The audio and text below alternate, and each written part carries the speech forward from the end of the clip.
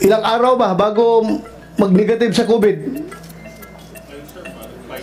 5 days. 5 to 7 days, sir. So okay lang kung bigyan natin si Secretary Ochoa ng 1 week. Kung hindi pa rin siya mag-attend, baka a warrant of arrest will be issued by the Senate kung hindi siya magpakita. Ha? Is the committee going to conduct another hearing next week? Yes, next week. I thought this is the last hearing, Mr. Chair.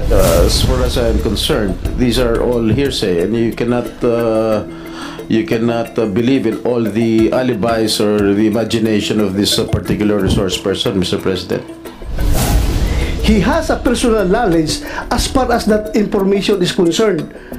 So, when we talk of personal knowledge, alam niya yung impormasyon. So, personal knowledge pa rin yan because nakausap niya si Gadapan na sabi niya, pinahinto itong operation natin, disapprove ko dahil ayaw ni Executive Secretary Ochoa. So, may personal knowledge si Morales of that information. This committee is in receipt of deed of absolute sale ng kondo ni Maricel Soriano. So, andito si Miss Marjorie Casiban. Ma'am, can you expound on this? This is coming from you. Yes, from your Your office. Honor. Good morning po. Good morning. So, the deed of sale was executed first day of August 2012. Am I correct? Correct po. So, you confirm this? Yes, correct po. And Jonathan Morales, the information you received from the confidential informant was sometime March 2012. So, inamin naman ni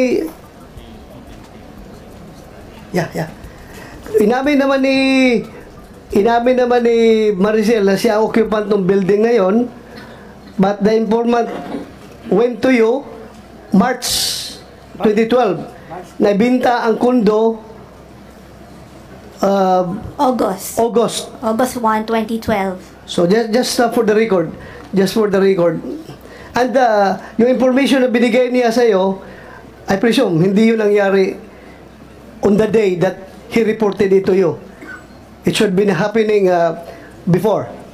Okay, thank you. And another point is that this committee is in receipt of a letter coming from Attorney Paquito Ochoa stating therein that hindi siya maka-attend sa hearing natin dahil may sakit siya.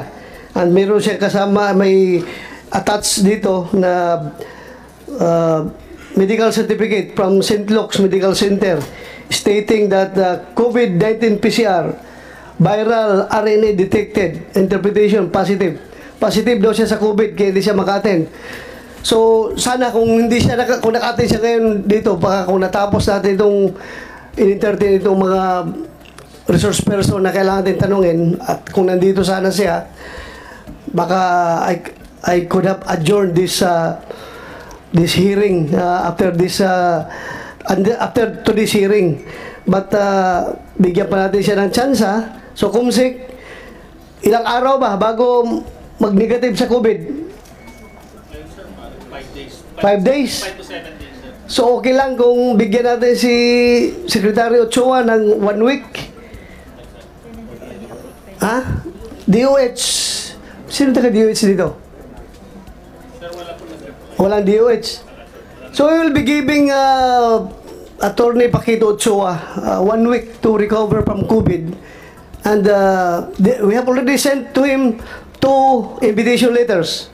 So, by this time, you issue subpoena for his attendance before this committee. Kung hindi pa rin siya mag-attend, baka a warrant of arrest will be issued by the Senate kung hindi siya magpakita. Ha?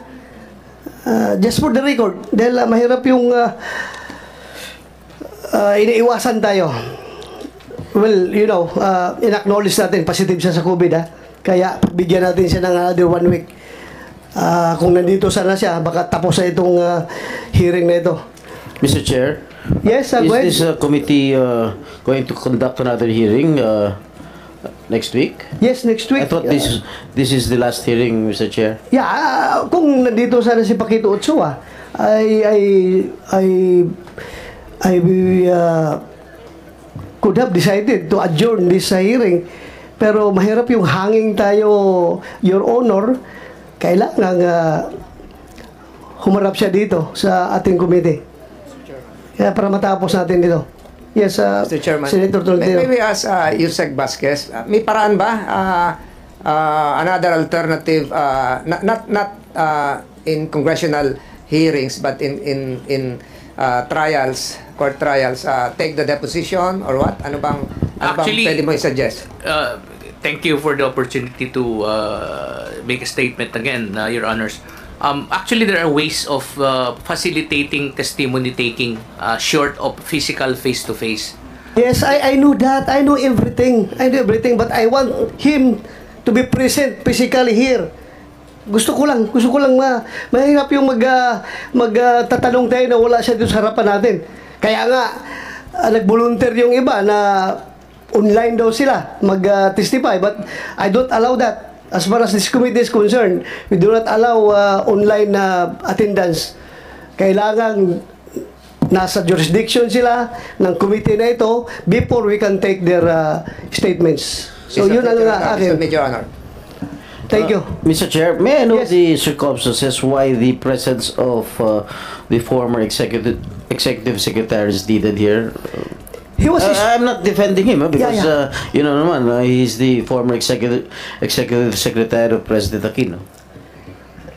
yes, number one, he was mentioned in the deposition of Jonathan Morales that the operation was halted, was disapproved by former Deputy Director General for Operation Carlos Gadapan per orders of the then Executive Secretary Paquito Ochoa. So yun lang naman i-confirm natin sa kanya Yeah. para because we are trying to establish here kung talagang totoo yung sinasabi ni Jonathan Morales. Well, Mr. Chair, as far as I'm concerned, these are all hearsay, and you cannot believe in all the alibis or the imagination of this particular resource person, Mr. President. Yes, Mr. I am Chair. taking your position on this matter, Your Honor, but when you say hearsay, wala siyang personal knowledge. So let us define now what is personal knowledge. Personal knowledge is talagang siya ang nakakaalam. Siya ang nakakaalam, di ba? So, right here, right now, I presume, hindi ako abogado ha, hindi ako abogado, ordinaryong police lang po ako. Pero ito ang interpretation ko. Jonathan Morales has no personal knowledge as far as the action of Paquito Ochoa of stopping the said supposed to be surveillance and casing operation to validate that information. But he has a personal knowledge as far as that information is concerned. So, when we talk of personal knowledge, alam niya yung impormasyon. So, personal knowledge pa rin yan because nakausap niya si Gadapan na sabi niya, pinahinto itong operation natin, disapprove ko dahil ayaw ni Executive Secretary Ochoa. So, may personal knowledge si Morales of that information. Pero wala siyang personal knowledge as far as that incident is concerned. Na pagbigay ng order ni Ochoa na i-basura yung operation.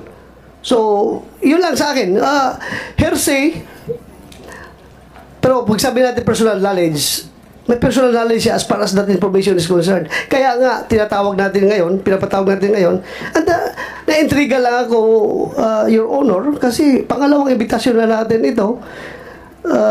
Ngayon, may COVID siya. So, pangatlong invitasyon natin dito, ay sabpina na.